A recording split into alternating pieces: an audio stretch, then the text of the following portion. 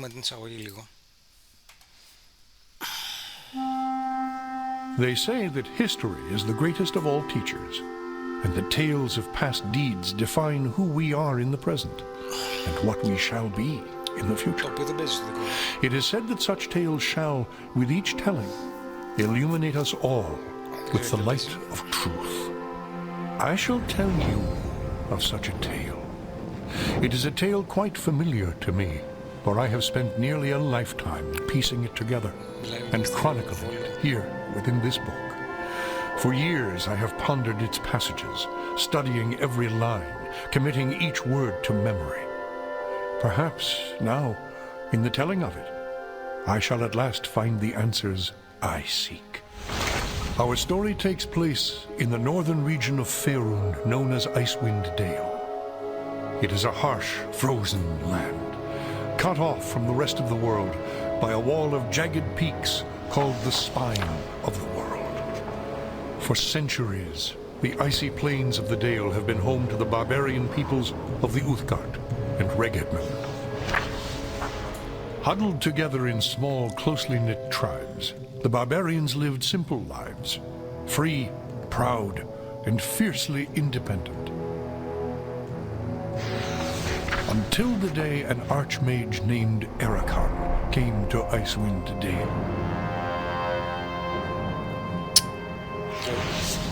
With an army of mercenaries, Ericon sought to conquer the north and force the fierce barbarians into slavery.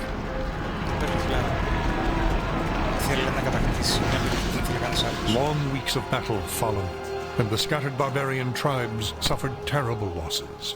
Defeat seemed inevitable. In their darkest hour, a barbarian shaman named Jared came forth and demanded a council between all the remaining tribes of the north. A respected warrior, Jared persuaded the council to put aside their differences and unite against Ericon. Strengthened by a new sense of purpose, the barbarians rallied behind their new leader. The combined might of the Northmen proved more than a match for Ericon, who had counted on the division of the tribes.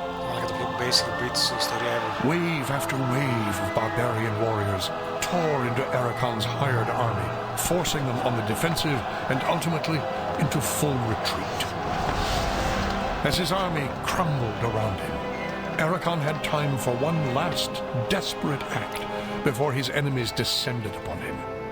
Drawing upon his remaining power, the Archmage breached the planar boundaries, tearing open a portal to the lower planes.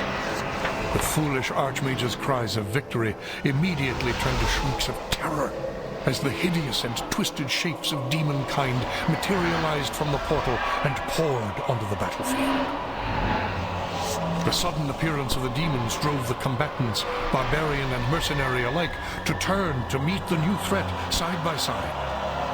The remaining warriors bravely charged the portal to drive the hellspawn back and were slaughtered by the hundreds. As his people fell around him, the barbarian shaman, Jared, looked up from the blood-drenched snow of the battlefield and caught sight of a lone figure high upon a ridge in the distance. Jared immediately recognized this vision as an omen from his god Tempus, and in that instant, he knew what had to be done. Shouting cries to his god, he charged through the ranks of the demons and plunged into the portal.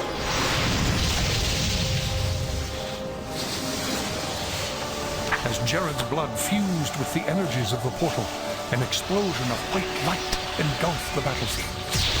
When the light subsided, the demons were gone, and the portal was closed. In its place hovered a disc of solid stone. Frozen within the center of the disc was Jared's body, locked in his final moment of agony, in his final moment of triumph for all eternity. But that is not the end of our tale. It is but the beginning.